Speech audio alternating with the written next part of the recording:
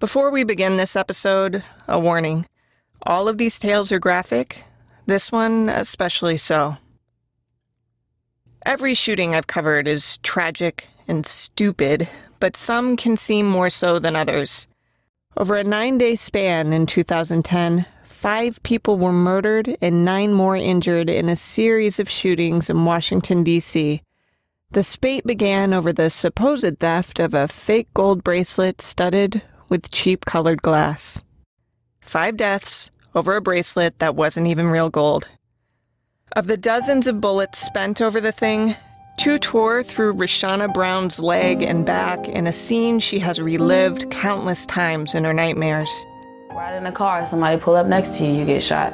Walking out of your house, you get shot. Jumping off a building, walking down the street, on the bus, somebody pulls up next to me and I get shot. And it was pretty much every possible way that you can think of being shot and dying, I've had it. From the team that brought you Accused, in collaboration with The Trace, this is Aftermath, a podcast about gunshot survivors. I'm Amber Hunt.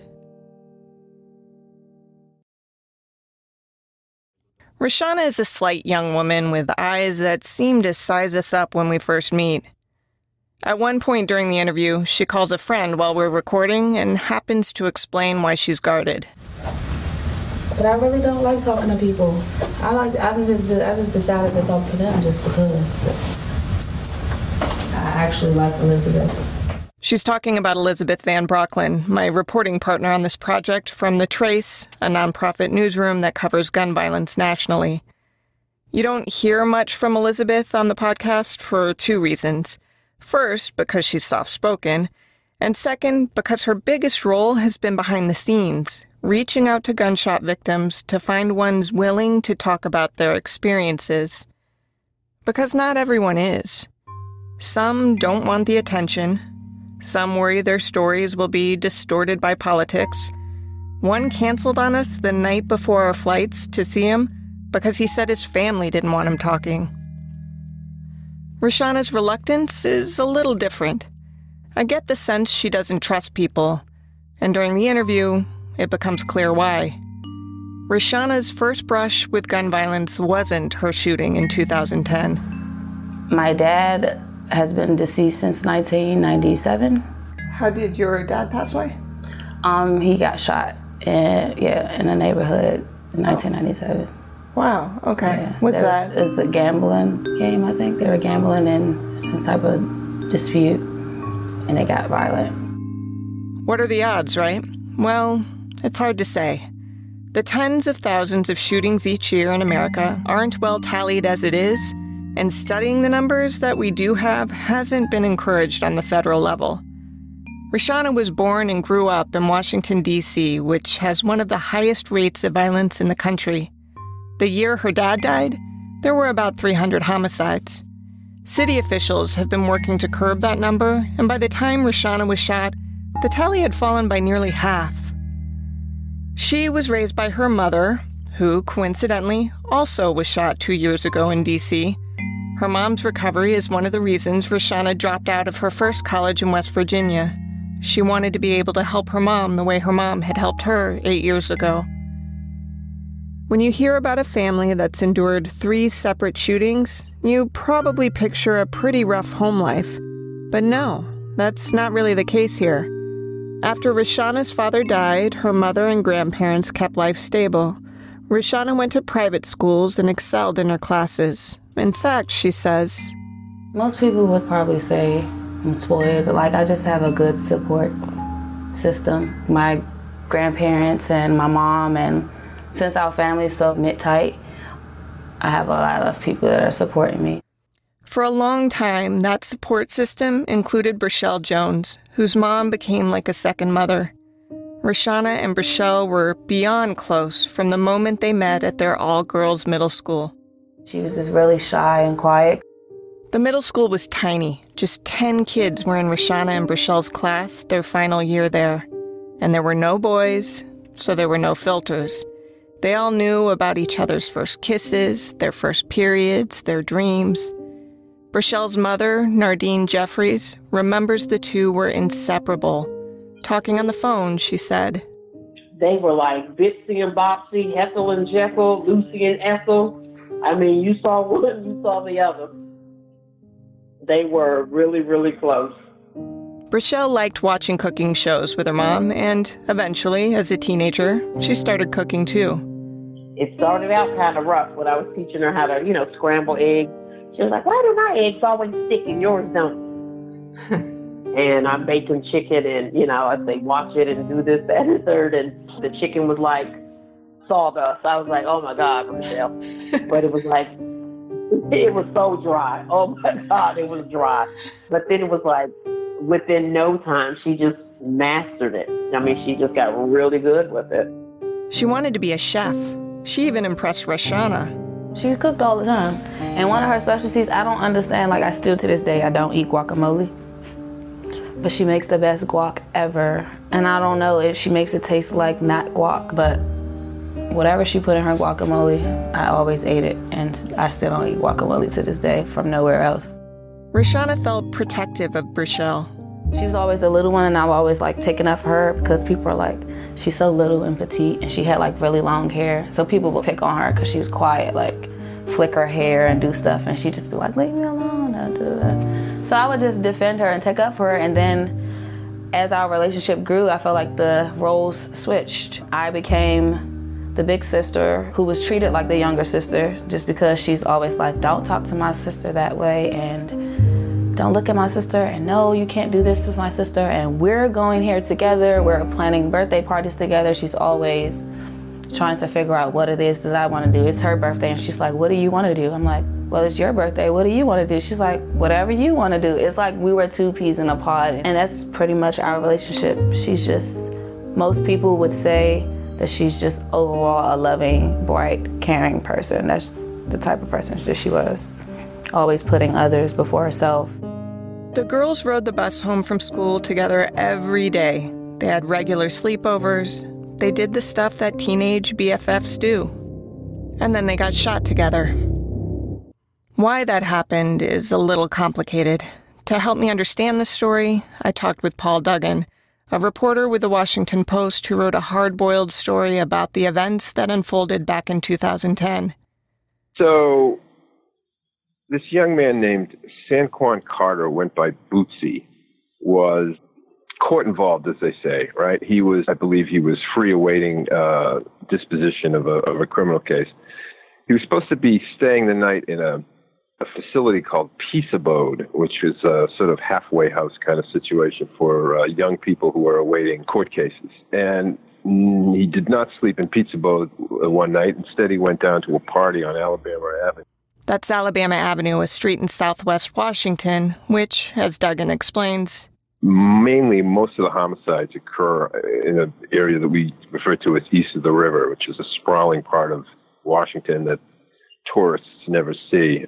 It was March 21, 2010, and another young man was at that Alabama Avenue party too. His name was Jordan Howe. Sanquan was the owner of the aforementioned fake gold bracelet. It was cheap costume jewelry, but he liked the way it looked and routinely showed it off. So anyway, he was down there at a party on Alabama Avenue, an apartment complex, and he took off this cheap bracelet he had been wearing, cheap gold bling, put it down for a lot of reasons. He was going inside actually to have sex with a young woman. And when he came out, the bracelet was gone, and this infuriated him. He marched around demanding to frisk a lot of the people at the party. The people at the party laughed at him and shoved him aside. Sanquan got even angrier. He called his brother, Orlando Carter, and told him he'd been disrespected. Orlando grabbed two friends, Nathaniel Sims and Jeffrey Best. Then they rode down there with some weapons, a pump-action shotgun and an AK-47 that Orlando kept. He referred to that weapon as his bitch. Now they begin trying to frisk people at gunpoint, still getting no respect. After some deliberation, maybe a few seconds, they decided to just open fire, which they did. They killed Jordan Howe, a young man who lived in the apartment complex. Two others were injured. Sanquan got arrested, and police wanted to arrest the other suspected shooters as well. But as Police Chief Kathy Lanier told reporters, we don't always agree with the U.S. Attorney's Office. Sometimes we have a difference of an opinion. And my goal is to stop more people from being injured. And when we submit an arrest warrant, the United States Attorney's Office has to make a decision. Do we always agree? No. Roshana knew Jordan from the neighborhood. She and Brichelle were naturally upset that someone they knew was killed, and they made plans to attend his funeral 9 days later. What they didn't know was that in the meantime, someone paid Orlando a visit as payback for Jordan. This someone wasn't officially identified, but Roshana thinks she knows who it was. Whoever it was put the muzzle of a semi-automatic pistol a few inches from Orlando's forehead and pulled the trigger. But nothing happened. Orlando pounced and the two wrestled over the gun. Orlando ended up grazed in the head and shot in the shoulder. Duggan reported that whoever shot Orlando could have finished him off, but instead, the gunman walked away. Orlando assumed that this assailant was somehow connected to Jordan Howe, seeking revenge for the earlier shooting on Alabama Avenue. Orlando got treated at the hospital, but refused to help police figure out who shot him. Police also suspected this shooting was in retaliation for Jordan's death, and they worried that Orlando would lash back. They weighed getting an arrest warrant, but decided they still didn't have enough to make the charges stick. But they were right. Orlando wanted revenge, and he started planning an ambush. Jordan's funeral seemed the perfect place to target. Roshana and Brichelle had no idea. Their parents seemed to have premonitions. The day of the funeral, Brichelle's mom, she's just like, I really don't want you guys to go. I don't really know this guy that you guys are talking about, and you're saying that he got shot for whatever reason. I don't really know who he is. I don't really want you guys to go. She wasn't alone. My parents didn't want me to attend as well. They didn't want me to go. But they were stubborn teenagers.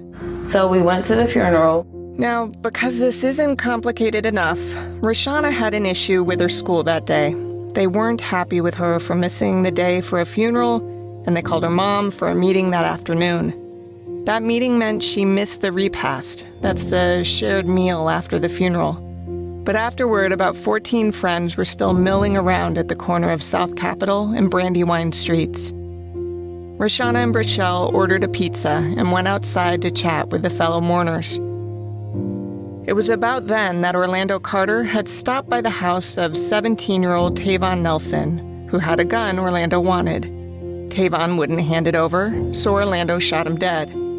Then he and his friends piled into a rented minivan to get their revenge.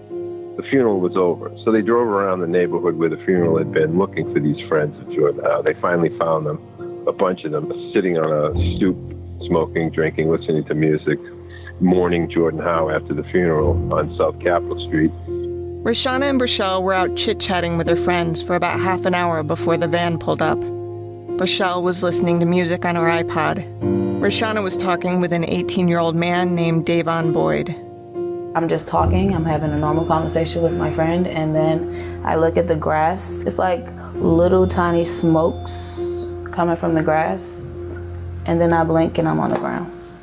I don't even remember like falling or like how did I like end up on the ground. I don't know. It's just talking and then smoke and then the ground. Wow. Yeah. So when did you realize what was happening? Did you ever hear anything? No.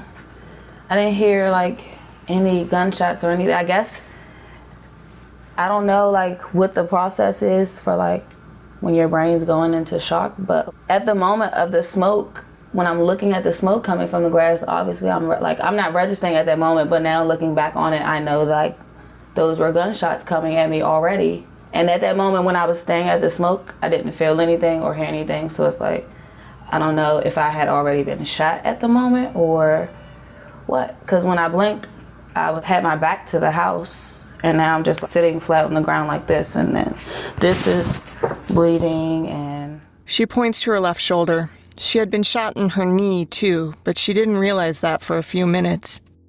This, at the time, I didn't really know that I got shot in my knee until I tried to get up, and then my leg buckled, and I'm like, what? Because I didn't really, it felt like my normal leg. It didn't feel like anything was wrong with it. Then I moved in and I see like a little tiny hole in my jeans here. And I see like a little tiny slit right here. And I'm like, it's not even bleeding or anything. Like, what is this? She points back to her shoulder again. But this is how I know I got shot, because it's like, as soon as I fell, I just like looked around. And then this is just like swelling. You can like feel it like swelling. I don't know, like when you twist your ankle and it starts instantly burning and like puffing up, and it's like a water faucet, like the blood is like shh, just like, so I'm just trying to like hold it really tight, like stop it from swelling up and like stop the blood from coming out. And it was just like coming through my fingers and I was just like, well, there's nothing I can do about that. And I just sat there. Rochelle was on the ground in front of her, her face turned away from Roshana. She wasn't moving. Roshana looked around, trying to understand what was happening. Everyone was on the ground. They'd been standing there talking just seconds earlier. And now? She blinked and pulled her phone from her pocket. She called 911, and she called her mom. What do you say to your mom when you...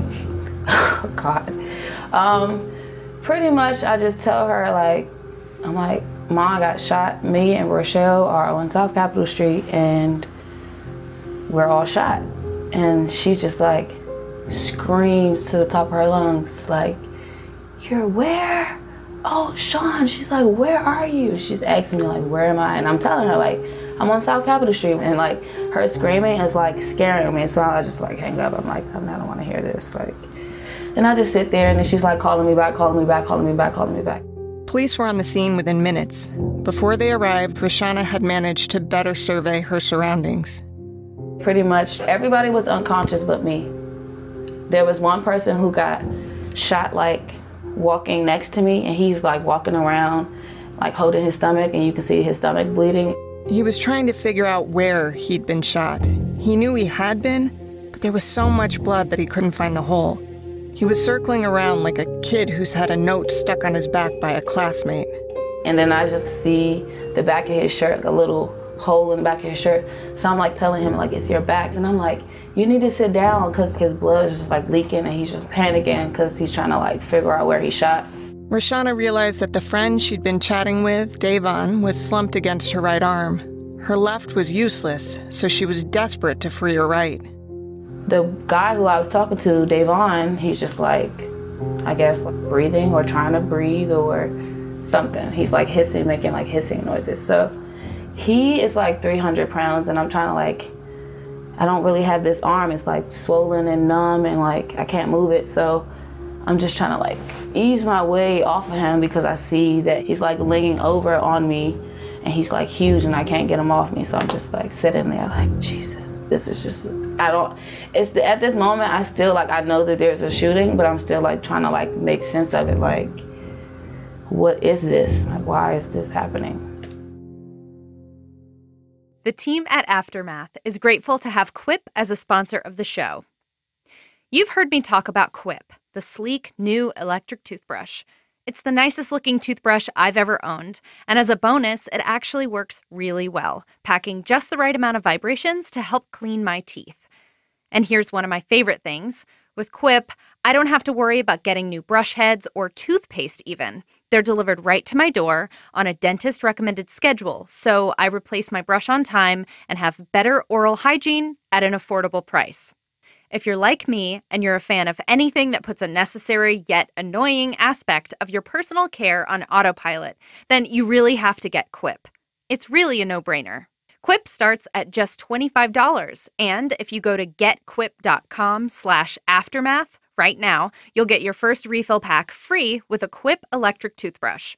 That's your first refill pack free at getquip.com/aftermath, spelled GETQUIP.com/aftermath. Davon's breathing was labored, but he was breathing. Medics arrived and got to work. They addressed the unconscious people first, so Roshana sat there, watching, confused. She noticed another friend, Kevin Attaway, was on the ground, a bullet clearly in his head. Kevin's brother, Jamal Blakeney, was hit too, shot in the back. Roshana looked behind her, up some stairs that led from the sidewalk to a house, outside of which everyone had gathered. She saw William Jones III, who went by Marley to his friends. So I look back at him, and it's just horrific. Like, he had, like, really long dreads, and they were, like, everywhere. Like, everywhere. His dreads, his head, insides of everything was just, like, everywhere in the grass. And I'm just like, I really think that I'm in a freaking movie. Like, this cannot be real life right now. Like, the EMTs, they came, they cut off my jacket, put some gauze and some tape over all of my holes. So they got Davon, they got Kevin, they got my sister, and then it's just me and Marley. He's at the top of the steps. They didn't even bother going up there just because the scene was just so bad. Kevin was still alive, but barely. He would have to relearn how to walk and talk. Davon didn't make it. Roshana's mother and grandmother arrived, but were held back by cops. They waved frantically to get her attention, to let her know she wasn't alone. She was starting to feel frantic.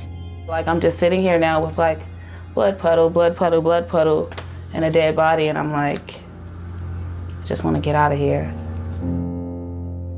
She didn't know what was happening with Brichelle, whose name she called again and again before police loaded her into an ambulance. When the EMTs came, and they flipped her over onto her back to do resuscitations and CPR and stuff, they kept saying, like, we got something, and then they were doing it for so long. Like, I'm just standing the whole time. It's like I'm blocking out everything, all this noise that's going on around me, and I'm just, like, looking at her face. And her face looks like a little bit frowned, but she's just not moving or breathing or anything. So I'm just like she's not gonna make it out of this. She didn't. Brichelle Jones was 16 years old. She had been shot in the head. Roshana tries not to speak about her in past tense. I notice this as we're talking. So you talk of her in present tense. Is that just natural, or is that intentional? No, that's natural. Yeah. I feel like I can control my emotions by saying things a certain kind of way. It's just like how I have control over, like, my emotions, putting it in present tense. Using words that are past tense makes it more real, like, makes it more present, the fact that she's not here. I don't like to do that. The South Capitol Street massacre was national news. This is just a massive crime scene stretching about 6 blocks. This was definitely one of the most violent things that ever happened in Washington, D.C. Witnesses describe a bloody and chaotic scene as the victims dropped to the ground. Just heard some shots, pop, pop, pop, pop. And the people just saying some people laying on the ground. And look on the ground, it's like a football pile up. What authorities believe started this massive act of violence, a stolen bracelet, resulted in the shooting death earlier this month of 20-year-old Jordan Howe. They say there is new evidence based on what they saw in this drive-by shooting. The use of the AK-47 and other evidence they believe made the case against Orlando Carter. I know this week was really hard for everybody, so getting through the funerals. We're in the process of recovering the forensic evidence here on the scene and talking to witnesses. It's tough to say how many of America's tens of thousands of shootings each year are retaliation for something else. There's no one leading the charge to tally those figures in any discernible way. Duggan, the Post reporter, says they're all too common in D.C. He started covering crime in the district in 1987, back when the homicide tallies were astronomical, nearly 500 a year. That was at the height of the crack epidemic. The numbers since dropped to about 150 or so annually. By 2010, Duggan says, most of those killings were the results of prior violence. I mean, it's like an unending continuum of you shot my friend, I'm going to shoot you, and after I shoot you, some friend of yours is going to come and shoot me. And, a lot of these retributive cycles sort of overlap. And I think I talked to a lot of the cops at the time told me that, it's a staggering percentage of the homicides in D.C. then, and some large number of them now, are just the sort of products of this unending cycle of tit-for-tat sort of shootings. In this case, it all began with that stupid fake gold bracelet. I asked Duggan what he thought the thing had cost. Oh, God, not much. It was sort of this cheap yellow metal with a bunch of glass studs in it. If it were real, it'd be worth a fortune, but it couldn't have been worth more than, $50, I'm sure. It was costume jewelry. It's the kind of thing you'd buy, at a kiosk in a mall. Because he's had to cover these types of shootings so often, he's had time to think about why they might happen. I've always thought a lot of this has to do with the sort of socioeconomic circumstances involved here. You have these people growing up very, very disadvantaged. They don't have a lot of opportunity. They don't see great futures for themselves. And so small acts of disrespect or small things like a bracelet become, gain sort of outsized importance. I mean, if you have a cheap bracelet, you think it's nice. That may be one of the most important things in your life. And when someone disrespects you, you or I might just sort of shrug that off. But to a lot of these folks, that's a high crime. Don't disrespect me. Don't steal my bracelet. Don't do things to me that make me look like a punk, because I will react in an outsized way. In this case, there's a kicker to this already pointless tale of retribution. Jordan Howe had not stolen the bracelet. In fact, no one involved in any of these shootings did. Police eventually tracked down the gaudy thing to a girl who had spotted it off Sanquan's wrist and, knowing how protective he was of it, said she took it home for safekeeping because she worried it might get stolen. Now, whether that was true or not, the person who took it, had nothing to do with any of this and was never shot. After the shooting, Roshana was racked with anxiety. Her panic showed up in ways that were hard to explain to other people. The most traumatic thing is not being able to shower. Like, it's a shower, why wouldn't you be able to do that? And even though the shower had nothing to do with my incident, I felt like that's when you're most vulnerable. Like, you're in the bathroom with the door closed or whatever, inside of another large setting. So it's like a room inside of a bigger room where you can't hear, you're completely naked. And you're by yourself. You're by yourself, you can't hear, you don't know what's going on the other side of the shower curtain. It's just a really vulnerable space. And I just wasn't comfortable showering if nobody was home. Her response isn't unusual, according to people who study these things. Melissa Breimer is Director of Terrorism and Disaster Programs at UCLA Duke National Center for Child Traumatic Stress. She's in the midst of a study now on how children deal with school and mass shootings. Sometimes when someone's gone through a shooting, they keep thinking about the event when they don't want to. So that might come up from a nightmare, that might come up because of a reminder. So if you've been in a school shooting, if a potato chip bag pops, that sound of the pop may be similar to the sound of the gunshot, and it takes you back to that day, so that your body actually physically reacts like you're in danger again. We also know that being part of an event like this, you might want to avoid those types of reminders or avoid things that make you think about the event. So, for example, you might not want to come back to the school because every time you come back to the school, it reminds you of your friend that you saw shot and killed in front of you. There can be startle reactions, being on high alert to danger, kind of a hypervigilance. So I used to go to school and I didn't think about my safety before, but now I'm very aware of where the exits are, and that can get translated to going to the movies. And now all of a sudden we're very cognizant of, do I feel safe or not? Roshana's vigilance happened to hit hardest in the shower, where she suddenly realized she had nowhere to hide if attacked. She was also racked by survivor's guilt. How could she not be? Both her mother and Brichelle's parents hadn't wanted the girls to go to the funeral, and they really hadn't wanted them to be hanging outside afterward. The request was so adamant, in fact, that her mom, at one point, talking to her on the phone, asked why the group couldn't just gather in Brichelle's living room instead of on the neighborhood stoop. Roshana scoffed. "Mom," she said, "there's like 20 people here. They won't all fit inside the small house." Rochelle's mom, Nardine, eventually relented. She didn't really let us go a lot of places. And then Rochelle specifically, she's like, I trust Shauna. I know she's a good kid, and I know that she's going to look out for you, and I know that she's going to be there for you. Like, I just trust her with you. This eats at Roshana, who's still so close with Nardine that she calls her my other mom. She knows Nardine doesn't blame her, but that doesn't keep her from being consumed by the what-ifs. The whole guilt thing about why am I here and she's not, it's just not fair. And I'm constantly thinking, only if I had a time machine, if we would have just walked away for 5 seconds, or if I just would have did this differently, maybe we should have stayed in there, or maybe I would have got shot somewhere different, or I would have died. And I just have all these thoughts going through my head, trying to figure it out, what could I have done to do it differently. That's when I have all these depressing moments. Nardine says she wrestles with her own guilt. Maybe she should have been firmer. Maybe she should have listened to her gut.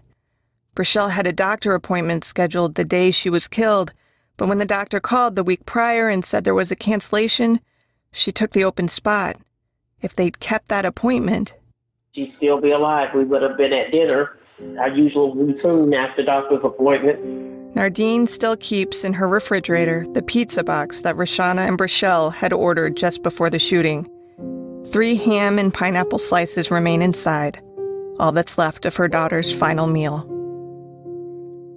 The shooters who wreaked all this havoc were each sentenced to life in prison. I've called the shooting stupid, and I got worried that Rochelle's mom would take offense to that. So I ask, this feels stupid to me, is that fair?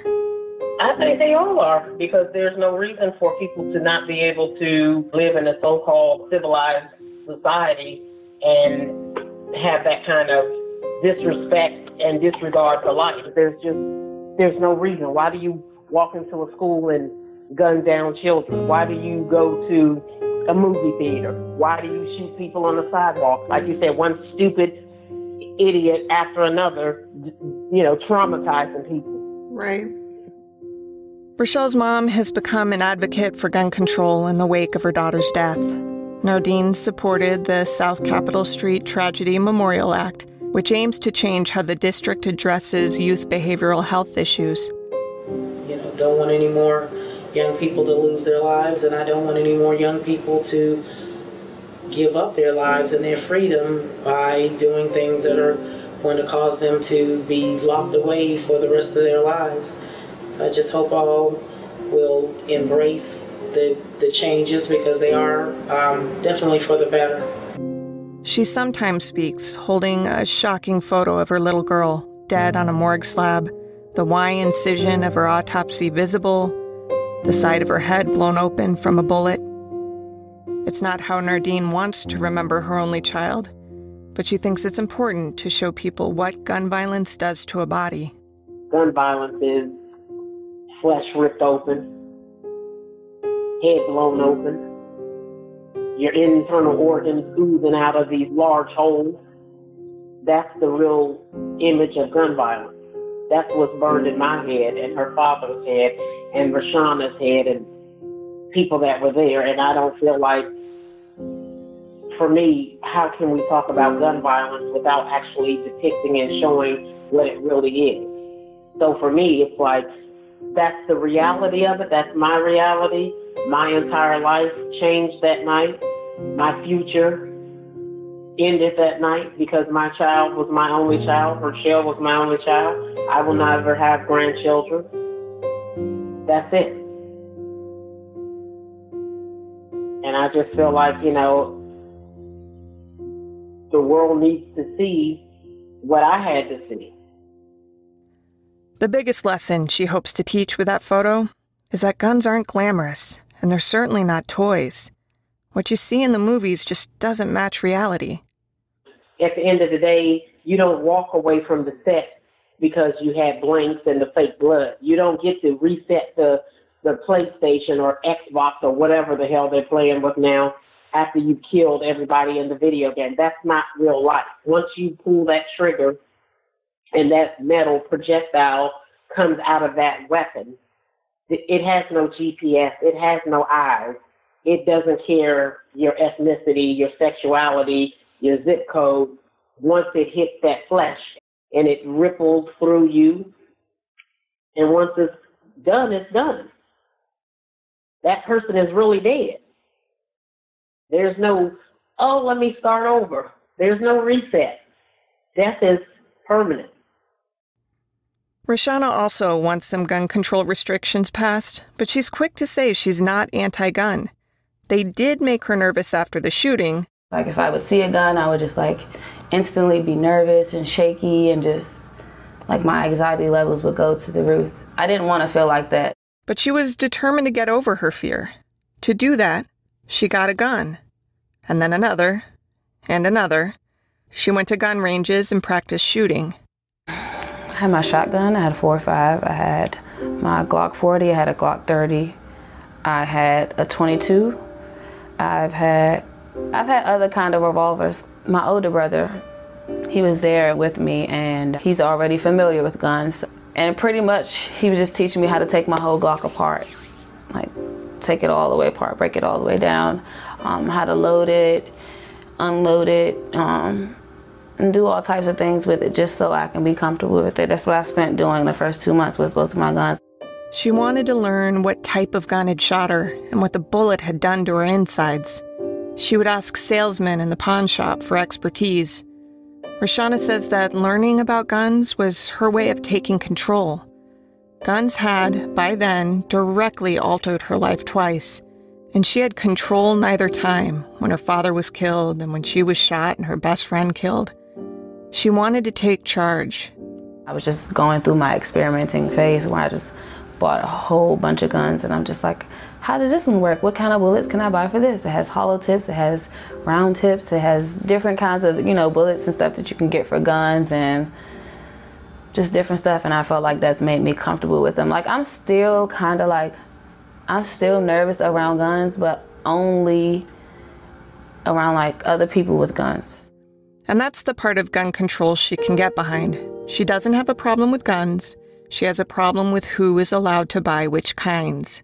I'm not opposed to having guns. It's just because not everybody with a gun is using a gun for the wrong reason. So it's like, as long as you do what you're supposed to do, like the background checks and not let criminals have guns and make sure that they keep, I think guns should have like trackers or something. Like you can't buy a gun unless it's like you're registered, you took a class, and you don't have a criminal background.